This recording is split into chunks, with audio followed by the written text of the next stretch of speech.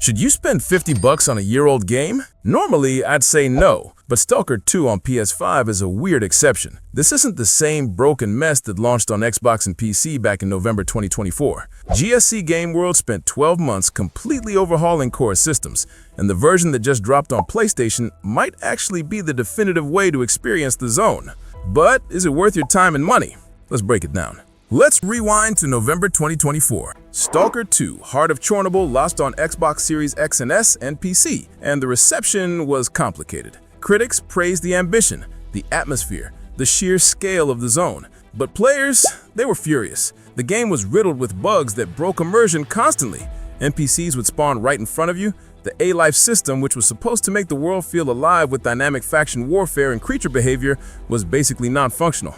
Enemies felt scripted and artificial instead of living in a breathing ecosystem. Performance was all over the place, with frame drops and crucial combat moments that could get you killed. Quests would break halfway through, forcing restarts. Saves would corrupt, losing hours of progress. It was a legitimate mess that frustrated even the most patient fans. But GSC Game World didn't abandon the game. They committed to fixing it properly, and over the past 12 months, they released dozens of patches addressing everything from minor bugs to fundamental system overhauls. We're not talking about small tweaks here. These are massive changes to core gameplay systems. The game you're playing on PS5 right now is radically different from what launched a year ago, and the timing couldn't be better, because patch 1.7 dropped on November 18, 2025, just 2 days before the PlayStation release, bringing some of the most significant changes yet. The A-Life 2.0 system finally works as intended, and this is huge. Factions actually fight each other dynamically across the entire map now. Mutants roam territories and hunt realistically instead of spawning randomly around you. The zone feels genuinely alive instead of scripted. You'll stumble upon firefights between factions that started without you being there. Mutants migrate based on time of day and weather conditions. Bandits set up ambushes on trade routes. It's what the game should have been from day one,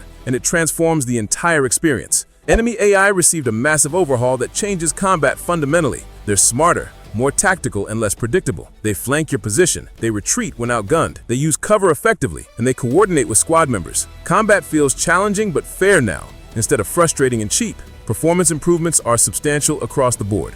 Better frame pacing means smoother gameplay during intense sequences. Reduced stuttering during combat when multiple effects are happening. Loading times are faster when transitioning between zones. The game just runs better in every measurable way.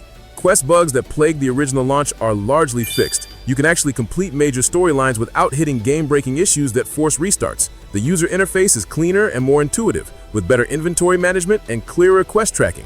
Weapon balance feels better with more viable loadout options instead of everyone using the same meta weapons. And crucially, the game is actually stable now with far fewer crashes and save corruption issues that plagued early players. You get 2 performance modes on PS5, and both have their advantages. Quality mode runs at 30 FPS with higher resolution and better visual fidelity. If you prioritize graphics and atmosphere over responsiveness, this is your mode. The zone looks absolutely stunning with enhanced lighting and detail. Performance mode targets 60 FPS with slightly reduced resolution. For combat-heavy sections and exploration, the smoother frame rate makes a noticeable difference in responsiveness and aiming precision. Both modes are stable, which is a huge improvement over the launch experience on other platforms. No more frame drops during crucial firefights when you need precision most. No more stuttering when entering new areas with lots of assets loading. It's consistent, and that consistency matters tremendously in a game where split-second decisions can mean the difference between life and death. If you have a PS5 Pro, you're getting the best console experience available right now. Enhanced ray tracing improves lighting and reflections in underground areas and during weather effects. Better shadow quality adds depth to environments and helps spot enemies. Improved draw distances mean you can spot threats and landmarks from farther away.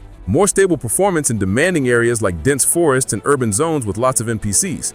It's not a revolutionary night and day difference, but if you already own a Pro, you'll definitely notice the improvements during extended play sessions. The DualSense integration is excellent and adds immersion. Adaptive triggers give distinct feedback for different weapons. Shotguns feel heavy and punchy. Rifles have progressive resistance. Pistols are snappy. The resistance changes based on weapon type and condition, so damage weapons feel different. Haptics convey environmental effects like rain pattering, wind gusting, and radiation exposure building. The 3D audio is particularly impressive for tracking threats in the zone. You can hear mutants approaching from specific directions, identify gunfire locations accurately, and detect anomalies before you see them, which can save your life. Stalker 2 is brutal and unforgiving in the best way possible. This isn't a hand-holding experience where quest markers guide you everywhere. The zone doesn't care about you or your survival. Radiation will kill you slowly if you're not monitoring exposure carefully. Mutants will ambush you when you're low on supplies and vulnerable. Anomalies will tear you apart if you're careless or rushing. And that's exactly the point. This game respects your intelligence and expects you to learn, adapt, and survive through skill and preparation.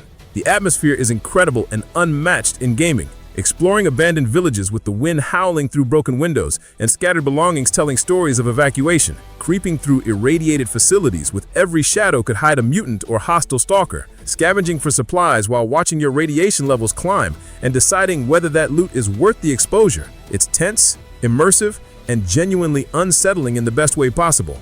The weather system and day-night cycle affect gameplay meaningfully beyond just visuals. Storms reduce visibility dramatically and mask sound, making navigation harder but also providing cover from enemies. Radiation levels fluctuate based on weather patterns. The environmental storytelling through abandoned settlements, scattered documents, graffiti, and environmental details creates a world that feels lived in, authentic, and tragically abandoned. Combat is tactical and weighty, not arcadey. Ammunition matters because it's scarce and valuable. Every bullet counts when you're rationing supplies. You can't just run and gun your way through encounters like a typical shooter. You need to plan your approach carefully, use cover effectively, manage your resources wisely, and sometimes just avoid fights entirely because you're outgunned or low on medical supplies and ammunition. The story is engaging with meaningful choices that actually impact how factions treat you and which quests become available. Your decisions have real consequences that ripple through the game world. Multiple endings give genuine replay value beyond just seeing different cutscenes. And the world is massive. We're talking dozens of hours of main story content, plus meaningful side quests and exploration that rewards curiosity. Storage requirement is 200 gigabytes, which is massive. Make sure you have space cleared before downloading because this will fill your drive. There are 3 editions available at launch. Standard Edition at $49.99 is the best value for most players and includes everything you need. Deluxe and Ultimate Editions add cosmetics, weapon skins, and minor bonuses that aren't worth the extra cost unless you're a hardcore fan who wants to support the developers maximally. GSC Game World is committed to ongoing support beyond launch. Patch 1.8 is already scheduled for December 2025 with Unreal Engine 5.5.4 integration, bringing further performance improvements and visual enhancements. This isn't a release and forget situation. They're actively improving the experience based on player feedback. So, should you buy Stalker 2 on PS5? If you want a challenging, atmospheric, immersive survival experience, and you're okay with a game that doesn't hold your hand or apologize for difficulty, absolutely yes.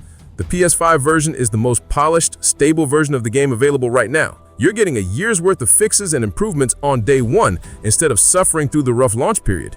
Is it perfect? No.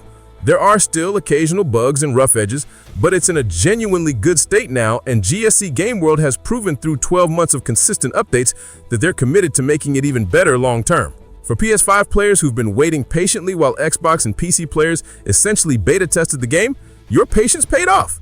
This is the version of Stalker 2 that should have launched a year ago, and it's absolutely worth experiencing now. The zone is waiting, and it's never been more ready for you.